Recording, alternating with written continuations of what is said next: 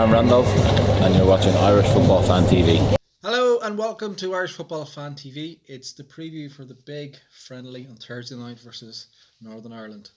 Battle of Ireland, the Glenwheel Battle of Ireland, etc. etc. Oh, the excitement. It's killing me now. Yeah, look, it's nice to be able to go through work during the week and know Thursday evening you're getting to a game of football and all that. This is true. But I'm just looking at it like, to me, it's quite similar to the USA game, and obviously John O'Shea tribute game. And for me, I'm just, what's it really going to bring? Fair enough if we win and we hockeyed them, 5-0 or something like that. But when was the last time we've looked like even scoring a goal? I want us to really come into this game and really be up for it. And it's how he picks the team is going to set the tone. I think if he picks a kind of team that's, like this team we've picked in our starting 11 show, I think that team will really try to get at them and really try to do something. I think if Maguire and Robinson start and they really get at it and they're chasing balls down the channels, run down the channel and put a bit of pressure on in front and get the crowd. I think it's vital that reality is it's a friendly game. It's probably an extra bit of spice with the timing of politically and all that. With some people will probably bring that edge to it, but it's a friendly, it's a derby if you want to call it that. But it's not going to be the be all or end all of this reign and to decide much the way things are going. But I think at the same time it's important that we use this as a good preparation game coming into the Denmark. The Denmark game is very important for us. Results haven't gone well. We're pretty doomed in the group. But it's important that in a competitive game we get a reaction, and I think it's to help that it's important that we get a good performance here. Just get a bit of that positivity. It's rebuilding back slowly after being in a very, very dark spot. So I think it's just important to get the fans and crowd. Probably not going to be a big crowd, but the people that are in there, we get them excited, give us something to talk about from a football point of view again. Am I asking too much with that? I don't think you are, but I just think again, it's the manager setting the tone here, and as we alluded to already in our starting 11 show, that it's a case of he's going to be looking to win the game because he used to play with the North. Yeah, and he's spoken about that as well, hasn't he? Even I think I touched on it in the starting 11 show where he's speaking about the old Glenn Whelan thing and all that, but I think he said a quote along the lines of, "I hope that's the only friendly aspect too. It's a important game, rivalry's there."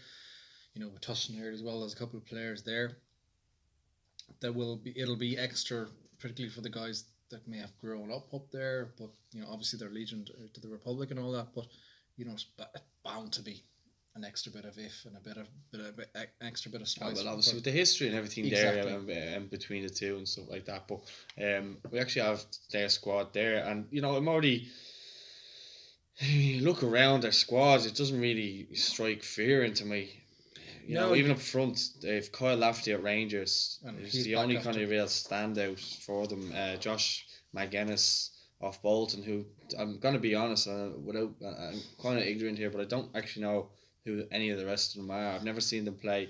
Paul Smith, QPR maybe. But Stephen Davis at Southampton, he's always, he's solid enough. Do you know what I mean? He's a good player. He will stand out in this game. Yeah, I know they have a good young lad at Blackpool, Jordan Thompson. I know him. He'd be one to watch for the future. I think he's going to be a good player. He's very young.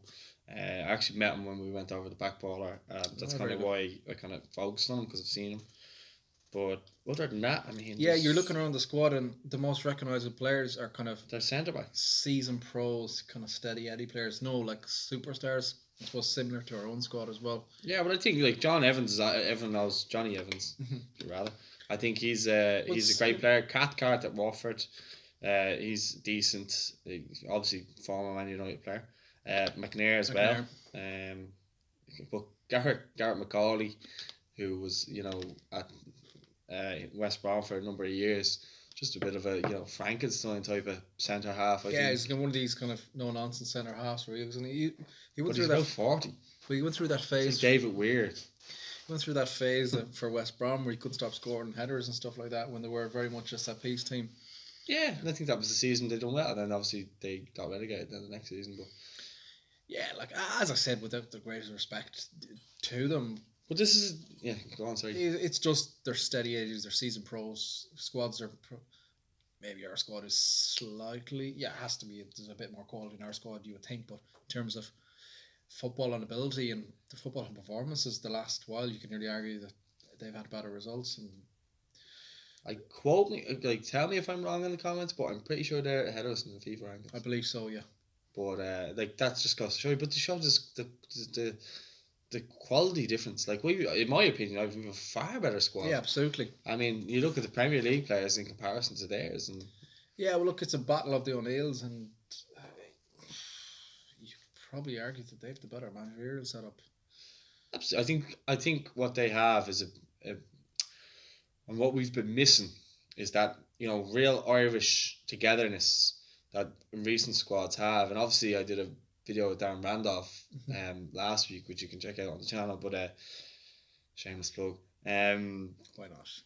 But he was saying like the team is in a very much a transitional period, and there's these new lads getting kind of called in to see if they can mix with the lads, because there's a lot of kind of new players coming into that setup that you kind of think of over the years. You've had your O'Shea's, your Robbie Keanes, and that ilk, and even Shay Given. Yeah, but there was a bunch of players that came together from underage teams together the whole way through, and it was an evolution. It's more dribs and drabs at the moment, and we're absolutely, but. You have your Preston boys there. There's a bit of a thing there. Then they had a few players from different clubs. Sheffield United. You've got John Egan and Enda Stevens now as well. That's just kind of off the top of my head without really thinking about it. But I really think this is a game that we should be looking to really get at them early and really be looking to get. If we get an early goal, I think the Aviva would be bouncing. Well, you touched on, might not be a case of there might be that many people there, but if we do get an early goal, I do believe the stadium will be bouncing.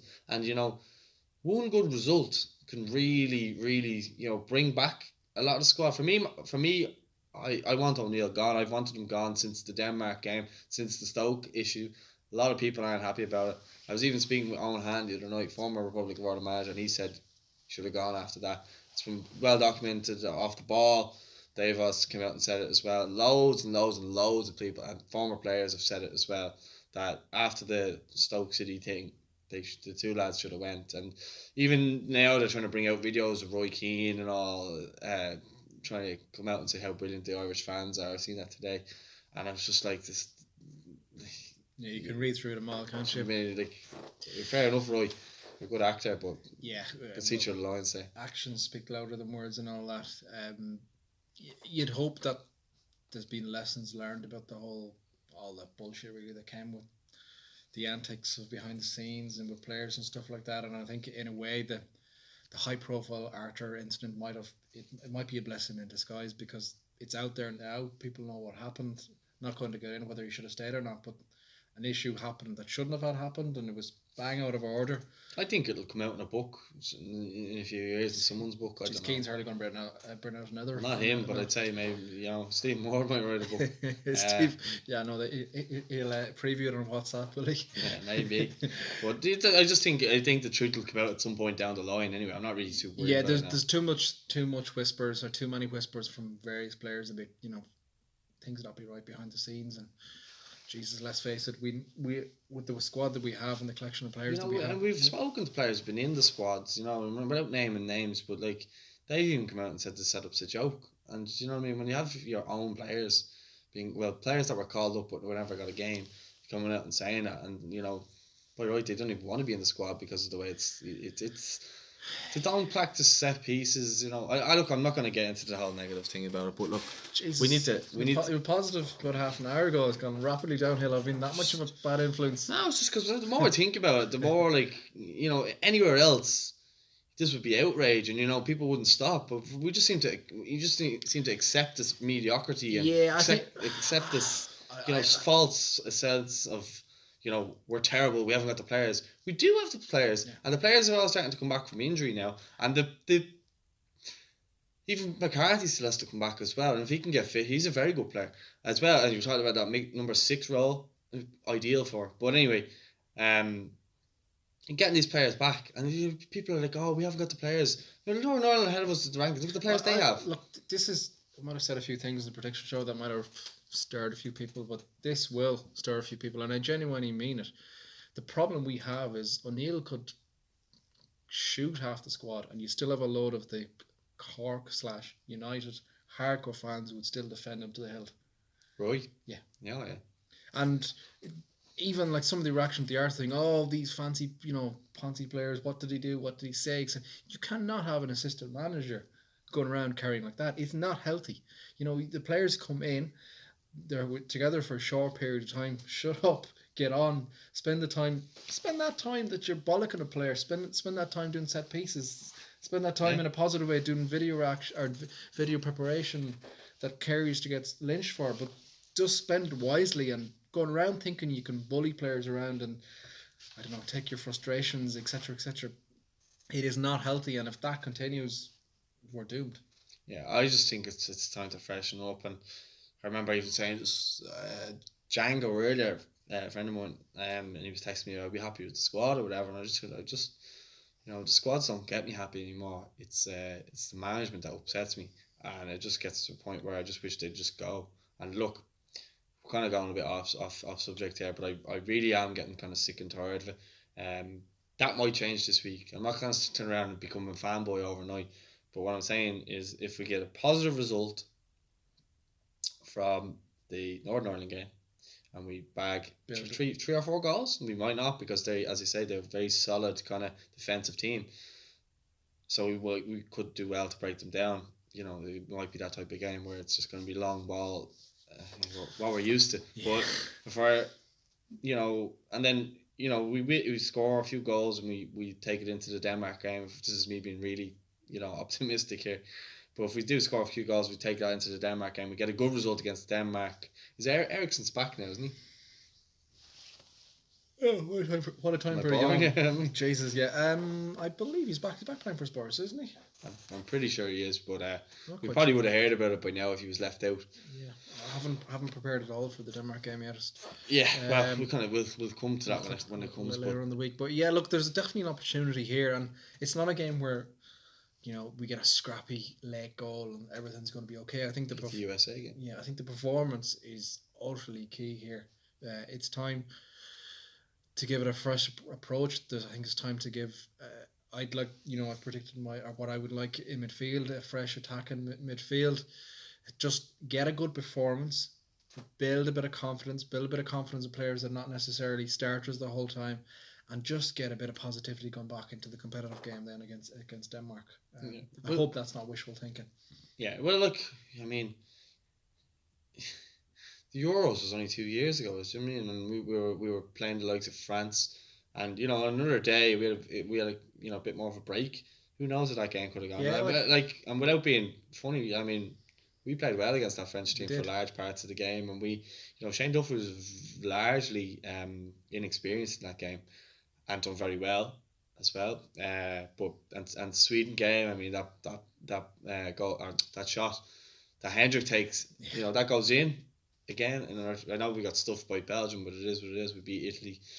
Do you know what I mean? But people would argue it was a second string team, whatever. I think the French game showed enough of the ability there to, and you're not necessarily, spoke many times of, playing tippy-tappy Barcelona football, but we were quite effective in that game. Everyone got together. We tried to play a bit of ball when we had it, but there's a unit there. It looked like everyone knew what they were doing at the time. And yeah, well, we did have the likes of Coleman, McCarthy, Brady.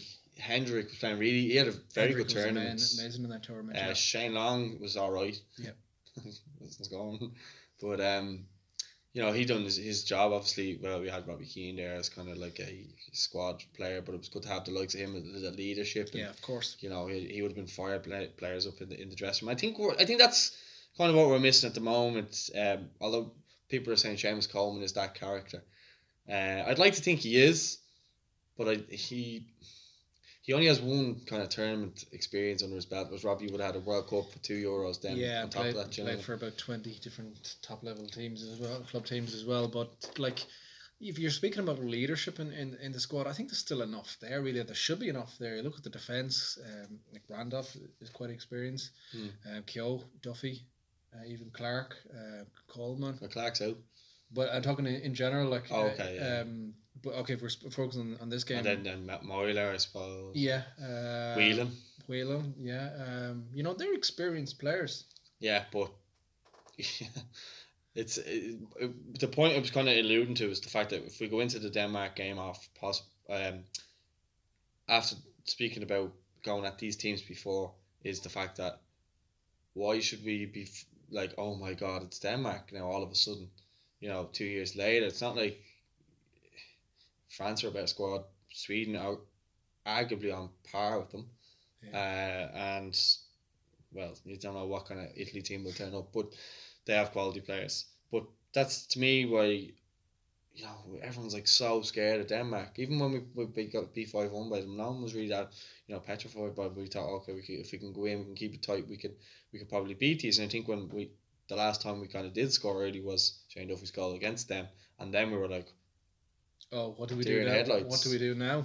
But look, it's gonna be we'll do more videos on the Denmark game. But I think everyone else will be in agreement, because we're kind of gone a little bit off track in regards to we're kind of jumping ahead of the game. But what basically the point is that we get a good result from Northern Ireland carried into the Denmark game, and then maybe things with Roy Keane and Martin O'Neill might change, and if we get more players brought in, I struggle to see where these young lads are going to get on unless we're winning by a couple of goals against the North. These Obafemis, these Ronan Curtises of this world. Yeah, I just think that's such a wasted opportunity. Yeah, and I think, McLean's in there.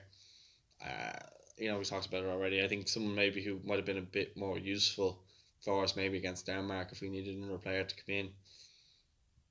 Alan Judge or someone like that. Maybe people will argue what's he done, but Yeah, well, like if you're speaking about playing McLean as a left wing back, like surely you're looking at even someone that's not in the squad. I think he should have been in it. Is Cunningham from Cardiff? I think.